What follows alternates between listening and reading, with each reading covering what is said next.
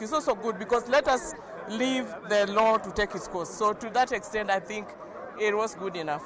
Well, I have a panel. I'll go to him, then I'll be able to come. What are the expectations met? The speech did not meet the expectation of Kenyans.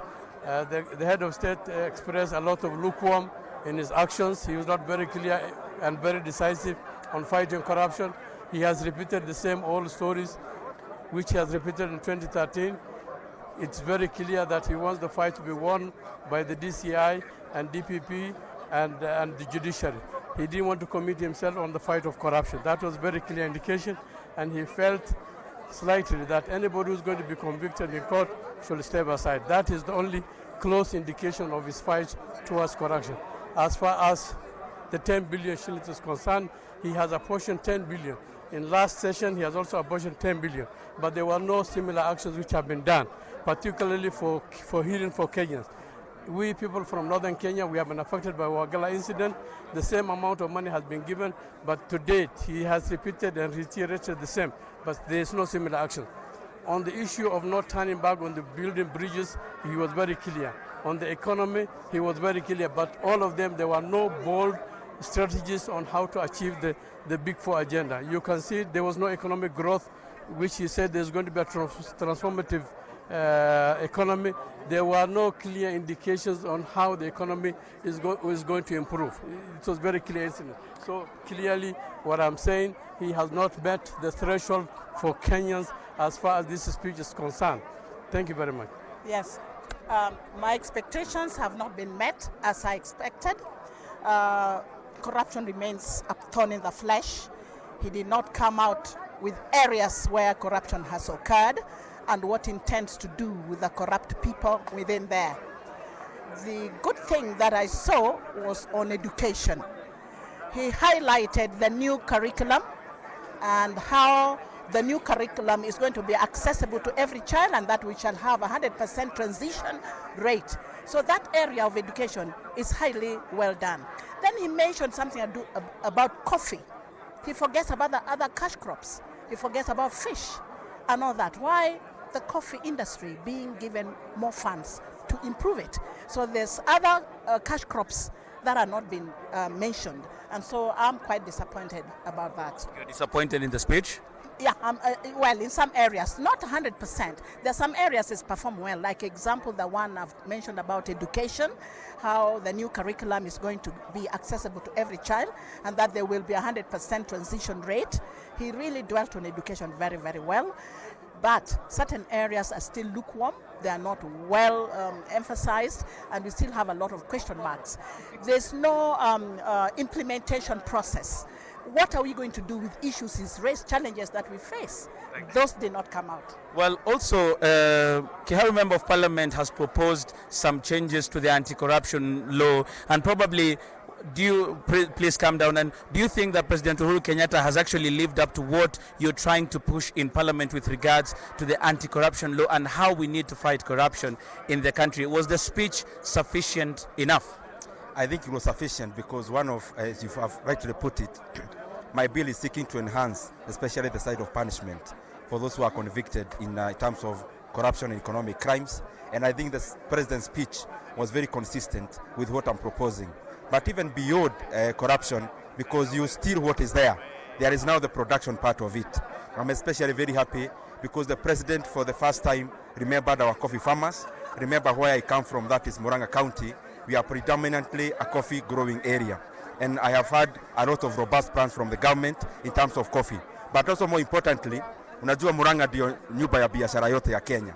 I have had the President today remembered our SMEs, and from I think next month or so, they'll be guaranteed to take a loan from financial institutions by government, so that we have a robust private sector that will take Kenya forward and especially create employment for the youth of this country. Mheshimiwa President Uhuru Kenyatta has also been very categorical about the building bridges and how it has to stay because it has moved a long way into helping the country. What are your feelings on this, and do you support that move on the President saying that the handshake is here to stay? I want to thank the President first of all for uniting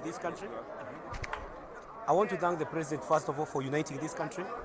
it's hard it's hard to bring all those leaders together. Today we saw Kalonzo Musyoka, Musalia Mudavadi, Raila Odinga, William Ruto, and I think that's the way to go for this country. Well, thank you very much. The studio is also informing me that also there are those who feel, and I can see a lot of smiles that are here, and all of them are of the feeling that the president has either fallen short or has also been able to meet their expectations with regards to what has been happening. And all this is happening at a time when there is so much that is happening in the country with regards to all this. And also here is Mheshimiwa Alice. Probably you could tell us, what are your views on what the president has been able to say, his speech, and has it actually met your expectations and the expectations of Kenyans as one of the representatives of the people? I think there is an area that was not addressed. I want to congratulate the president for trying to balance his speech today, his address to the nation. But I think there is an area Kenyans were possibly expecting regarding the pricing of the essential commodities, even if it's not a budget day. How the interventions of the fact that there is no money, how the Kenyans are going without food on their table, and what immediate, before the long-term interventions can come. And especially, talking about to protect our country, our import, our farming, our trade, free entry of goods and commodities. I think there is an area that Kenyans are feeling that they are not comfortable in terms of what is happening around the usual traditional agricultural products in this country. And I'm speaking about the entry of eggs in the country, the entry of fish in our markets, the fact that even from the Mombasa, our port, the movement of goods and things like that are still affecting the income around the individual and the normal person, ordinary Kenyan. But also I think that there were some Kenyans expecting that he will name a few names to leave their offices. I could also see some of my colleagues in parliament had an expectation that he will ask people to step aside. He has done that on the floor of the House. But I think the president has recognized that we cannot work like a vigilante group as a nation. The rule of law, we cannot practice impunity. I want to support him on that. But also he has indicated that if you have been charged, I think it is time to allow prosecution, even if not sacking, but within the within the law, there is a way that you can leave the office and allow your case to be quickly determined, which then means the courts must move with speed to determine cases of those who have been charged. So I think it's somehow he tried to balance, and therefore the country is likely to feel he has brought some political temperatures down. Well, also before I move to the others, one of the most affected places when it comes to drought is Turkana County. And I see Mheshimiwa here, they refer to you as Bishop. Do you think that President Uhuru Kenyatta has been able to address the issue of drought, which has actually affected your county more?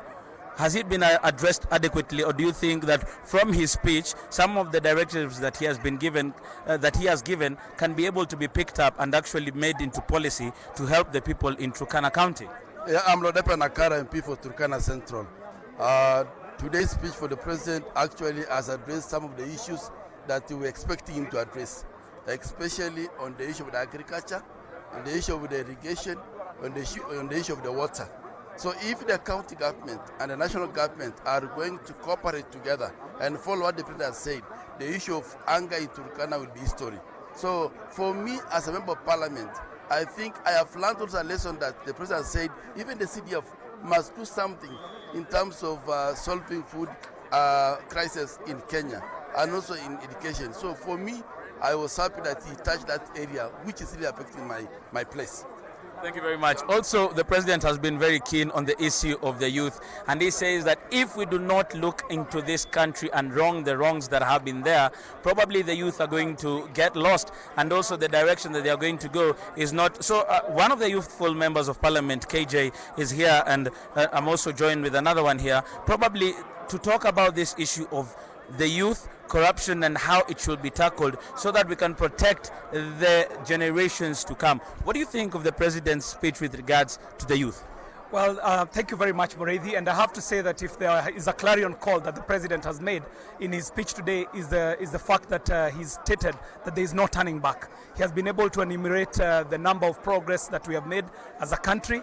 But we ought to remember, even as we address very specific issues, that the State of the Nation address is normally an overarching address on all the issues that the president is presiding over. So what he has presented today are actually 3 reports. There is one report on national values, there is a report that has to do with the economy, and then there is a report to do on security. Those are the reports that he presents in the State of the Nation address. Now, specifically to the issue of the youth, one quotable bite that the president has given in his State of the Nation address is the fact that he has said that we need to live a country that we are proud to give over to the coming generations. And he actually pronounced himself as saying that he will be the president who will build a nation that we can desire to live for our youth. So he is cognizant of the pressures that the young generation is facing.